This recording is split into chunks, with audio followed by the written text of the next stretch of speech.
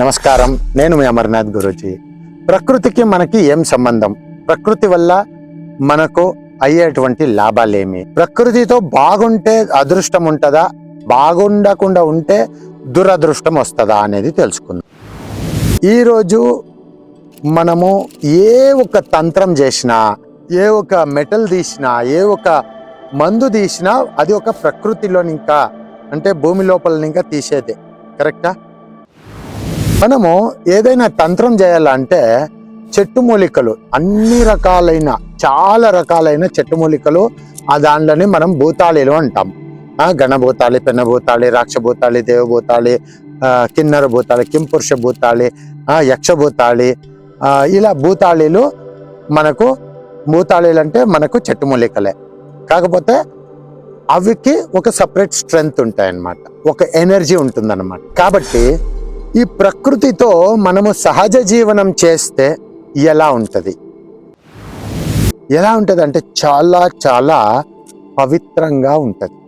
ఎందుకంటే మనము అయినంతగా ఎంత కుదిరితే అంత చెప్పులు లేకుండా నడవడం, ప్రకృతిలో చెట్లు, మాన్లు, మొక్కలతో మాట్లాడడం, ఒక నిజమైన ప్రేమ ఆ ఒక్క వస్తువుల మీద, ఆ ఒక్క జీవరాశుల మీద, ఒక చిన్న చీమ కానీ మనము దానికి హాని తలజేయకుండా మనము నడుచుకున్నట్టయితే ప్రకృతి మనకు అదృష్టం కలగజేస్తుంది. అలా కాకుండా కొందరు ఉంటారు సైకోపాథిక్ మెంటల్ మనుషులు. వాళ్ళు కుక్క పోతా ఉంటుంది, దాని ఊరికే తీసుకుపోయి రాయి కొట్టేది, ఏదో ఒకటి చేస్తూ ఉంటారు. వాళ్ళు ప్రకృతికి ఎంత విరుద్ధంగా వెళ్తూ ఉంటారో అంత వాళ్ళ జీవితం కూడా విరుద్ధం అయిపోద్ది.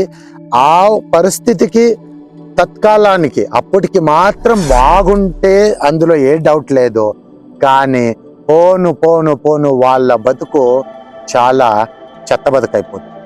అవును, కాబట్టి ప్రకృతితో బాగుండండి. ప్రతి ఒక్కటి అదృష్టం మీరు పొందండి. ప్రకృతే మీకు దారి చూపిస్తుంది. దీనికి ఉదాహరణ ఏంటంటే, ఇప్పుడు నేను షూట్ చేస్తున్న ఈ యొక్క స్థలం ఏదైతే ఉందో, ఇక్కడ మీరు చూస్తే మానవుడు ఇక్కడ రాడు, ఎవ్వరికి రావడానికి పర్మిషన్ లేదు. ఒకవేళ వచ్చినా కానీ రాత్రిపూట్లలో ఇక్కడ ఉండలేరు. ఎందుకంటే ఇది ఒక చిన్న యక్షిణి లోకం.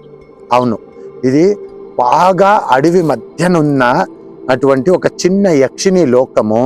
ఈ లోకంలో చాలా వరకు యక్షిణీయులు ఉన్నారు.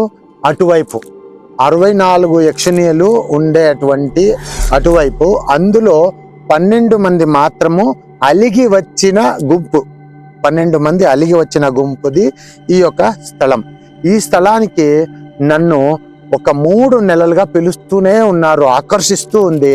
కానీ నేను రాలేకపోయినా ఈరోజు వచ్చిన కాబట్టి ఇక్కడ వచ్చి చేసే మొదటి వీడియో ఈ యొక్క ప్రకృతి గురించి చెప్పాలనిపించింది, చెప్తున్నా. మంచిది కానీ మీరు ప్రకృతి జతలో బాగుండండి, మంచిది కానీ మీకు మంచిది కానీ. నమస్తే.